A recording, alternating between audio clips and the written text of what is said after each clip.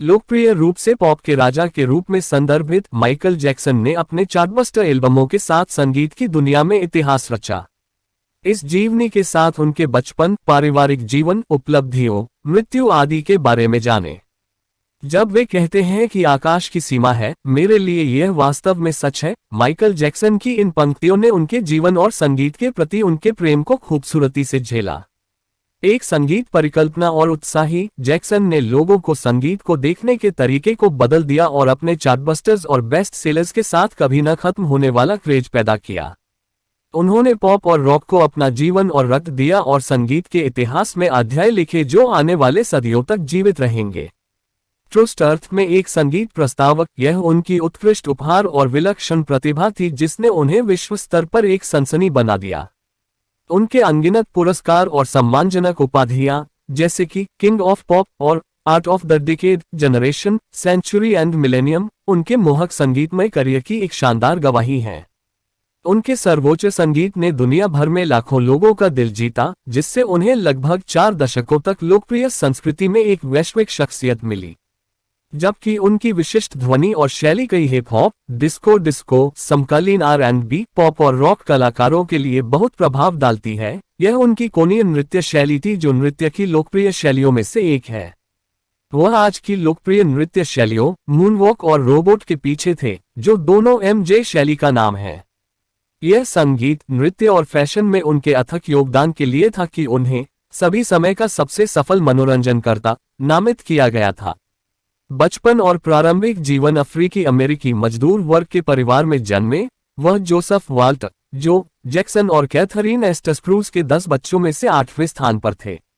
जबकि उनके पिता एक स्टील मिल वर्कर के रूप में काम करते थे, उनकी मां एक ईमानदार यहोवा साक्षी थी। बहुत कम उम्र से वह एक संगीत प्रेमी था। शुरुआत में एक बैकअप संगीतकार के रूप में शुरुआत करते हुए उन्होंने जल्द ही फैमिली बैंड जैक्सन 5 में मुख्य गायक के रूप में अपनी जगह बना ली। करियर जैक्सन 5 ने मिडवेस्ट का दौरा शुरू किया, बड़े पैमाने पर काले क्लबों में प्रदर्शन किया। 1967 में उन्होंने अपना पहला single big boy steel town record label के साथ रिलीज किया, लेकिन दर्शकों को दिलचस्पी नहीं ले पाया। 1968 में उन्होंने मोटाउन रिकॉर्ड्स के साथ एक अनुबंध पर हस्ताक्षर किए, जिसके कारण उन्हें लॉस एंजल्स स्थानांतरित करना पड़ा। वर्ष के बाद वे अपना पहला album Diana Ross presents the Jackson 5 लेकर आए। इसका पहला एकल आई वॉन्ट यू बैक एक चार्टबस्टर था और इसके बाद best seller ABC, the love you save और आई विल बी वहां शामिल थे, जिनमें से प्रत्येक बिलबोर्ड हॉट 100 पर नंबर 1 पर पहुंच गया। बैंड के अलावा उन्होंने अपना एकल करियर भी शुरू किया। उनका पहला एकल गॉट टू बी देयर था।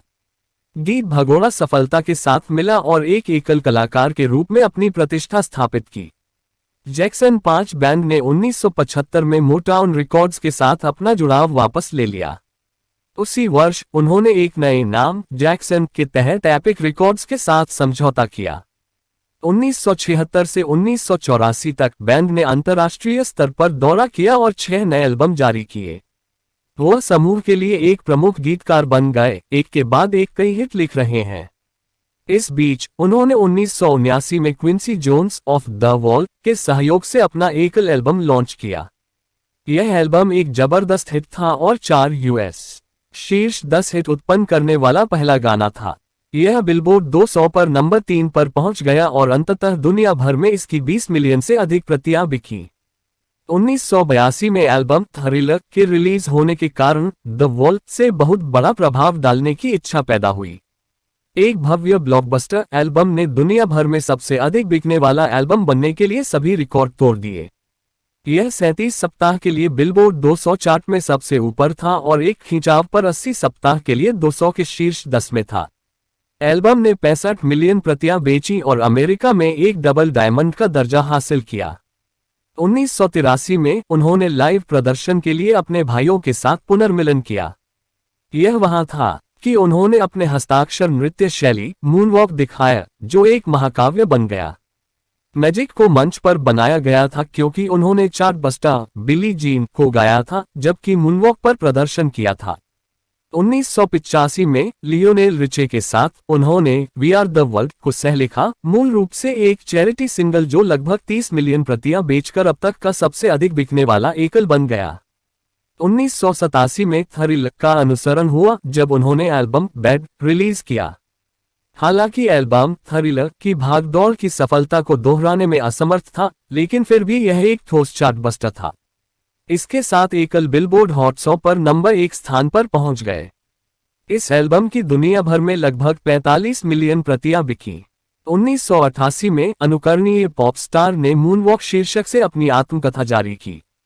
इस पुस्तक ने लगभग 200,000 प्रतियां बेचकर और न्यूयॉर्क टाइम्स के बेस्ट सेलर सूची में बनाकर अपने संगीत एल्बम की सफलता को दोहराया। अब तक उन्होंने एक प्रतिष्ठित दर्जा हासिल कर लिया था। उनके संगीत एल्बम से लेकर उनकी आत्मकथा तक, उनकी कॉस्मेटिक सर्जरी तक, सब कुछ बड़ी खबर बना। ऐसी ही एक खबर थी उनकी 2700 एकड़ की संपत्ति खरीदने की, जिसका नाम उन्होंने नेवरलैंड रखा। सांता यूनेज कैलिफोर्निया के पास वर्ष 1991 उनके 8वें एल्बम डेंजरस की रिलीज का गवाह बना। अपने पूर्ववर्तियों की तरह डेंजरस अपने एकल ब्लैक या व्हाइट के साथ दुनिया भर में वर्ष का सबसे अधिक बिकने वाला एल्बम बन गया। द रिमेंबर द टाइम और हील द वर्ल्ड चार्ट्स में शीर्ष पर रहा। उन्होंने 1992 में हील द वर्ल्ड फाउंडेशन की स्थापना की और उसी वर्ष उन्होंने अपनी दूसरी साहित्यिक पेशकश डांसिंग द ड्रीम को जारी किया, जिसने व्यावसायिक सफलता हासिल की लेकिन महत्वपूर्ण प्रशंसा का अभाव था। 1993 में उन्होंने सुपर बाउल 27 सहित कई महत्वपूर्ण कार्यक्रमों में प्रदर्शन किया। उसी वर्ष उनके साथ छेड़छाड़ का आरोप लगाया गया था, लेकिन चूंकि आरोप का समर्थन करने के लिए कोई सबूत नहीं थे, इसलिए आरोप वापस ले लिए गए। वह 1995 में album history past present and future book के साथ आया। सिंगल स्क्रीन को छोड़कर, जिसे उन्होंने बहन जैनेट जैक्सन के साथ गाया, एल्बम को गुनगुना प्रतिक्रिया मिली। अक्टूबर 2001 में उन्होंने एल्बम अजय रिलीज किया। यह उनका अंतिम पूर्ण लंबाई वाला एल्बम था। हालांकि एल्बम को अच्छी सफलता मिली, लेकिन यह उनका सनकी और भटकाव भरा व्यवहार था जिसने सुर्खियां बटोरी। प्रमुख कार्य उनके 8 एल्बमों ने दुनिया भर में 1 बिलियन यूनिट्स की बिक्री की और उन्हें अपने जीवन काल में $750 मिलियन की कमाई हुई, जिसमें उनके 5 एल्बमों ने दुनिया के सबसे ज्यादा बिकने वाले रिकॉर्ड बनाए। थ्रिलर 65 मिलियन यूनिट की बिक्री के साथ सबसे बड़ी बिक्री वाली एल्बम रही है। पुरस्कार और उपलब्धियां उन्हें 31 Guinness world records, 13 Grammy awards, Grammy legend award और Grammy lifetime achievement award, 26 American music awards और 18 वर्ल्ड म्यूजिक अवार्ड्स सहित कई पुरस्कार मिले। उन्हें Hollywood hall of fame, rock and roll hall of fame, songwriters hall of fame और dance hall of fame में शामिल किया गया था। परिवार, व्यक्तिगत जीवन और विरासत। उन्होंने अपने जीवन काल में 2 बार शादी की। उनकी पहली शादी 1994 में एल्विस प्रेस्ली की बेटी लिसा मैरी प्रेस्ली के साथ हुई थी, लेकिन यह मिलन लंबे समय तक नहीं चला और 1996 में दोनों का तलाक हो गया। उन्होंने 1997 में अपने लंबे समय के दोस्त डेबोरा जेनेरोव, एक त्वचा विज्ञान नर्स से शादी की।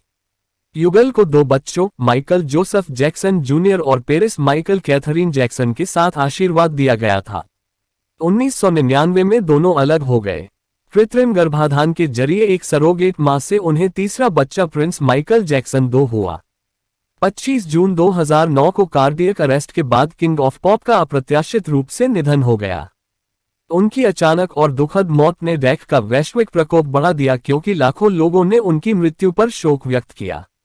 7 जुलाई 2009 को लॉस एंजल्स के स्टेपल्स सेंटर में एक टेलीविजन स्मारक का आयोजन किया गया था, जबकि लॉटरी के माध्यम से प्रशंसकों को 17,500 मुफ्त टिकट जारी किए गए थे। अनुमानित 1 बिलियन दर्शकों ने टीवी या ऑनलाइन स्मारक देखा। उनकी मृत्यु के बाद दुनिया भर में स्मारकों का निर्माण किया गया और मूर्तियों का अनावरण किया गया। लूनर रिपब्लिक सोसाइटी ने अपने सम्मान में चंद्रमा माइकल जोसेफ जैक्सन पर एक गड्ढा का नाम बदल दिया। पुरस्कार MTV movie and TV awards 1994 best movie song Free Willy 1993, people's choice award 1984 पसंदीदा ऑल अराउंड पुरुष मनोरंजन विजेता।